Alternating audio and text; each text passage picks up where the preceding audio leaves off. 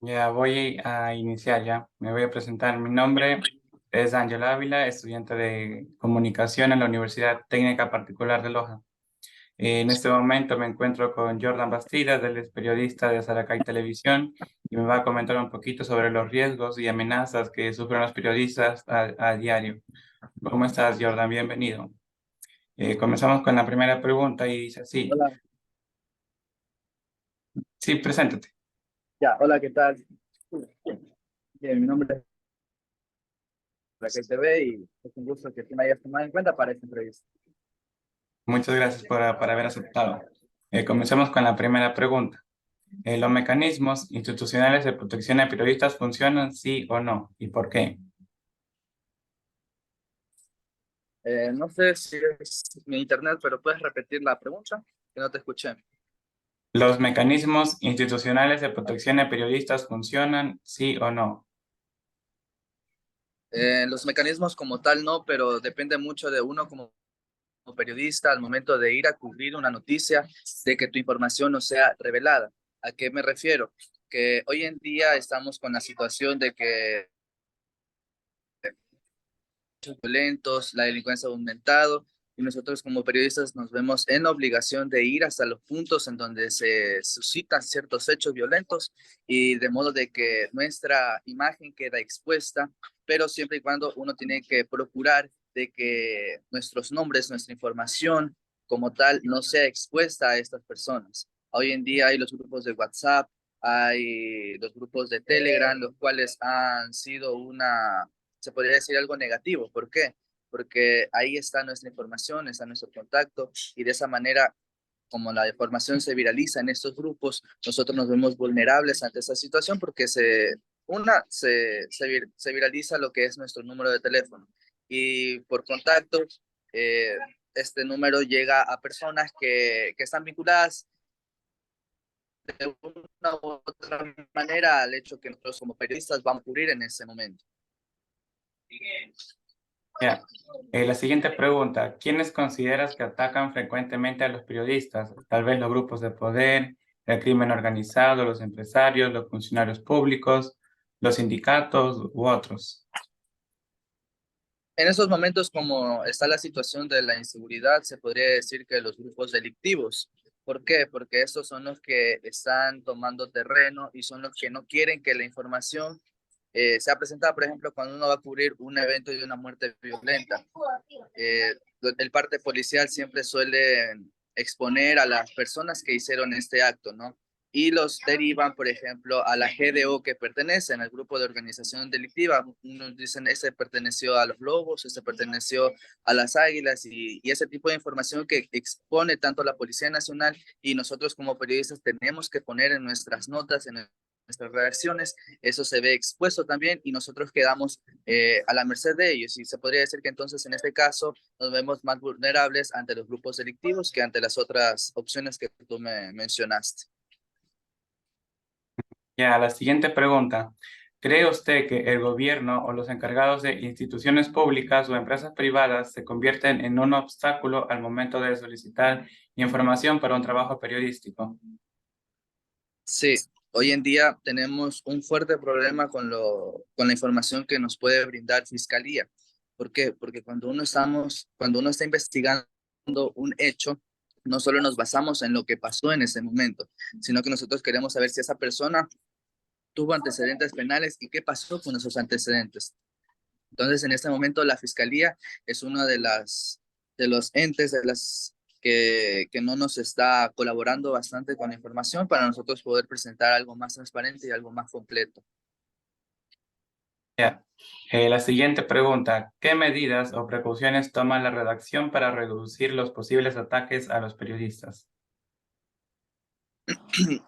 Lo que te decía, ahora nosotros nos vemos más limitados en el momento de poder decir tal persona que cometió tal hecho violento pertenece a tal GDO, a tal grupo de organización delictiva, por temor a las represalias, e incluso nosotros no ponemos los nombres, ponemos el nombre y la inicial de un apellido para no exponer a quien cometió ese acto para que nuestra integridad, para que nuestra seguridad no se vea afectada.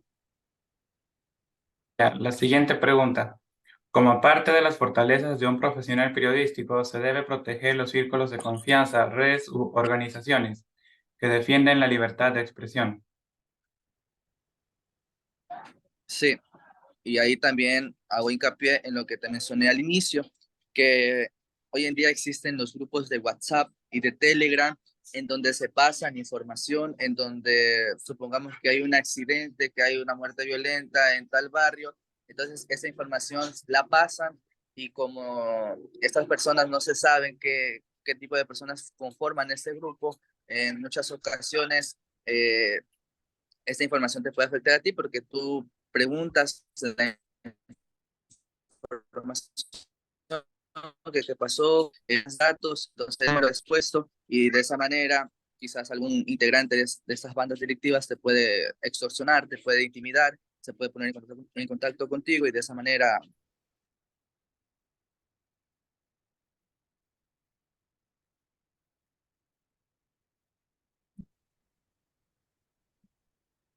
eso sería. Ya, la siguiente pregunta. Cuando un periodista se siente amenazado y se toma la decisión de cambio de ciudad, ¿usted cree que pierde fortalezas el periodista y cómo se recupera?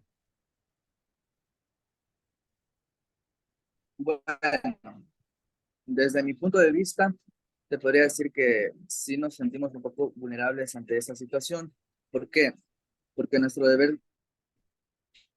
deberes como periodistas son presentar información que sea transparente, que todo eh, cumpla, eh, cumpla con los requisitos necesarios para que tú puedas brindar una información completa a la ciudadanía.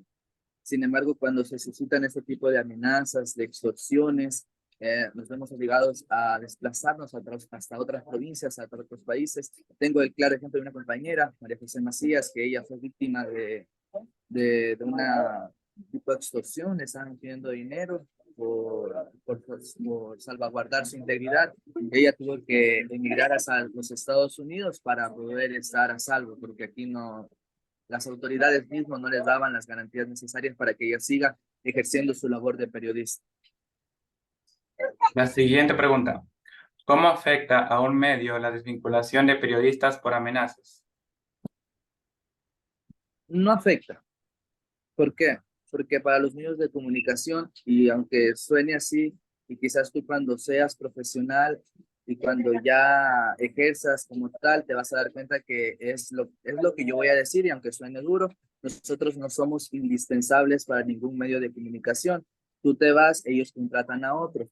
Por eso es que nosotros como periodistas nos vemos vulnerables al presentar algún tipo de información. ¿Por qué? Porque no tenemos el resguardo de la policía, no tenemos el resguardo de los dueños del canal, no tenemos que resguardo de nadie. Nosotros somos responsables de la información que presentamos y de las consecuencias que pueda tener la misma. Ya, y para finalizar, la última pregunta. ¿La empresa para la cual trabajas, o en su caso propio, crea planes de reducción de riesgos para coberturas en temas delicados? Planes como tal, no, pero sí hay las recomendaciones de que si hay alguna muerte violenta y que se crea que nosotros vayamos a salir perjudicados al cubrirla, nos dicen no vayan, pero ya queda al criterio de nosotros como profesionales si vamos o no, y también depende de la orden del día. Por ejemplo, si uno como periodista hace 4 notas diarias y si de esas 4 notas esta forma parte de una de ellas, pues tienes que ir y ya correr por tus propios riesgos, porque en sí un plan de contingencia, un plan de riesgos, el canal en donde yo laboro por lo menos no lo tiene. Ya, muchas gracias por tu tiempo, por haberme aceptado esta entrevista. Sí, te agradezco mucho y disculpa por los contratiempos. Y nada, fue un gusto haberte colaborado y espero que sigas adelante y te puedas graduar y te puedas unir a este medio que es un poco peligroso, pero a la vez es muy bonito hacer el periodismo como tal. Ya, muchas gracias. Gracias.